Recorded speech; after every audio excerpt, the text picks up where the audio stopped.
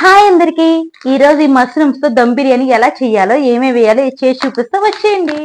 Hi అండి, అందరికి నమస్కారం. Welcome to our channel. ఈ మష్రూమ్స్ బిర్యానీ కోసం ముందుగా మష్రూమ్స్ ని 2-3 సార్లు బాగా కడుక్కోవాలండి. ఇలా కడుక్కున్న వాటిని ఒక మష్రూమ్స్ ని 2 ముక్కల కింద కట్ చేసుకోవాలి. ఇలా కట్ చేసుకునే ముక్కలు అన్నట్టు ఒక బౌల్లో తీసుకుని పక్కన పెట్టుకోవాలండి.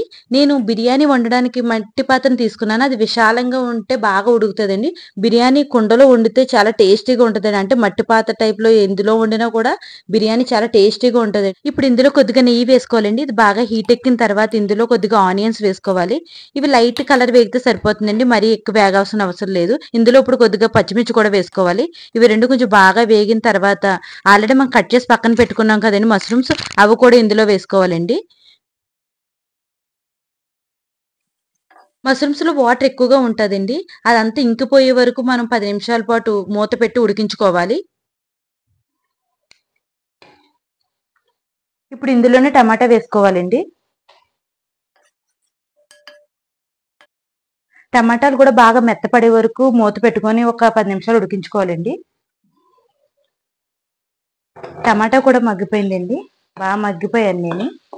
ఇప్పుడు ఇందులో కొద్దిగా అల్లం వెల్లుల్లి పేస్ట్ వేసుకుందాం. ఇది కొద్దిగా పచ్చివాసన పోయే వరకు వేపుకుందామండి.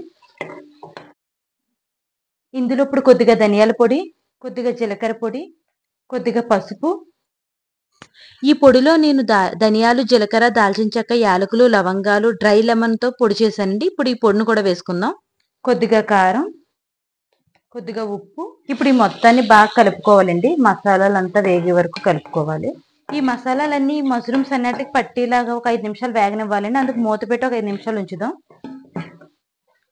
5 నిమిషాలు అయిందండి. చూడండి బాగా వేగింది.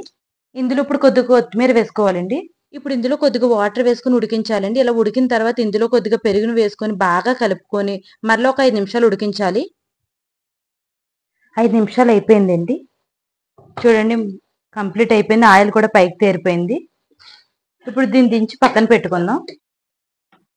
దమ్ బిర్యానీకి రైస్ ని విడిగా ఉడికించాలండి. దానికోసం కొద్దిగా నెయ్యిని వేసుకుని అందులో బిర్యానీ సామాన్లు అన్ని వేసుకోవాలండి. యాలకులు, దాల్చిన చెక్క, బిర్యానీ ఆకు మొత్తం అన్ని వేసుకోవాలండి. అలా వేసుకుని కొద్దిగా వేగనివ్వాలి. ఇలా వేగిన తర్వాత ఇందులో కొద్దిగా వాటర్ వేసుకోవాలండి. అందులోనే కొద్దిగా అల్లం వెల్లుల్లి పేస్ట్, కొద్దిగా కొత్తిమీర, కొద్దిగా సాల్ట్ వేసుకోవాలి. ఈ వాటర్ లో ఉప్పు ఎక్కువగానే పడుతుందండి. ఎందుకంటే రైస్ వేస్తాం కదండి. రైస్ కి పట్టే వరకు మనం ఉప్పు ఎక్కువగా వేసుకోవాలి.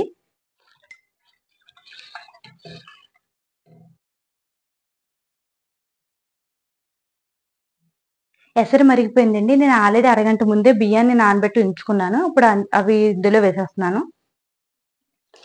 ఈ రైస్ 70% ఉడికితే సరిపోతుంది. ఎందుకంటే మిగతా దమ్ పెడతాం కదండి. దమ్ 20 మినిట్స్ పెడతాం కాబట్టి మొత్తంగా ఉడికిపోద్దండి. మొత్తం ఆ కర్రీతోని ఈ రైస్ మొత్తం కంప్లీట్ గా ఉడుకుతుంది. కాబట్టి ఇప్పుడు మనకు 70% ఉడికితే సరిపోతుందండి ఈ రైస్.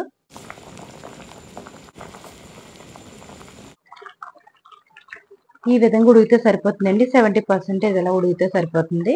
రైస్ ఉడికిపోయింది కదండి. 70% ఉడికిపోయింది. ఇప్పుడు దీన్ని మనం ఆల్రెడీ ప్రిపేర్ చేసుకున్నాం కదా కర్రీ, ఆ కర్రీలో వేసేసుకోవడమే.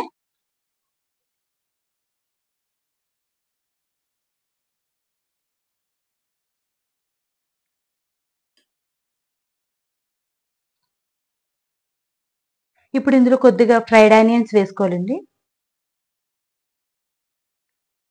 కొద్దిగా కొత్తిమీర కూడా వేసుకోవాలి. ఇందులో కొద్దిగా నిమ్మరసం పిండుకోవాలి. రైస్ ఉడికించాం కదండి, ఆ గింజను కూడా ఇందులో కొద్దిగా వేస్తే టేస్ట్ చాలా బాగుంటుందండి. ఇలా కొద్దిగా సైడ్లంట వేస్తే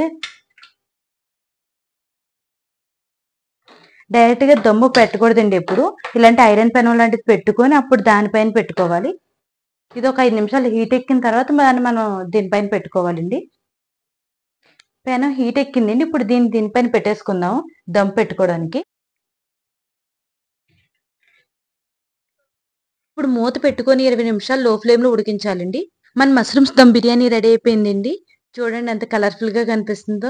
టేస్ట్ కూడా అదిరిపోద్దండి అసలు. ఇది normal veg biryani, chicken biryani, mutton biryani ఇలా అంటాం కదండి. ఈ మష్రూమ్స్ బిర్యానీ దానికి మించి ఉంటుందండి. నాన్ వెజ్ తినలేని వాళ్ళు కూడా ఉంటారు కదా, అలాంటి వాళ్ళు ఇది నా మష్రూమ్స్ బిర్యానీ చేసుకుని తింటే నాన్ వెజ్ తిన్న ఫీలింగ్ కలుగుతుందండి. చాలా టేస్టీగా ఉంటుందండి.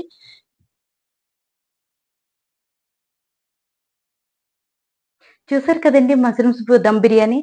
ఇంతేనండి, చాలా సింపుల్ గా చేసుకోవచ్చు, చాలా తొందరగా కూడా అయిపోద్ది. చాలా టేస్ట్ మాత్రం చాలా బాగుంటదండి. సూపర్ ఉంటది టేస్ట్ అయితే. మీరు కూడా మీ ఇంట్లో ఒకసారి ట్రై చేయండి. ఎలా వచ్చిందో మాకు కామెంట్ చేయండి. ఈ వీడియో నచ్చితే లైక్ చేయండి. మా ఛానల్ ఎవరైనా సబ్స్క్రైబ్ చేసుకోకపోతే సబ్స్క్రైబ్ చేసుకోండి. Thank you.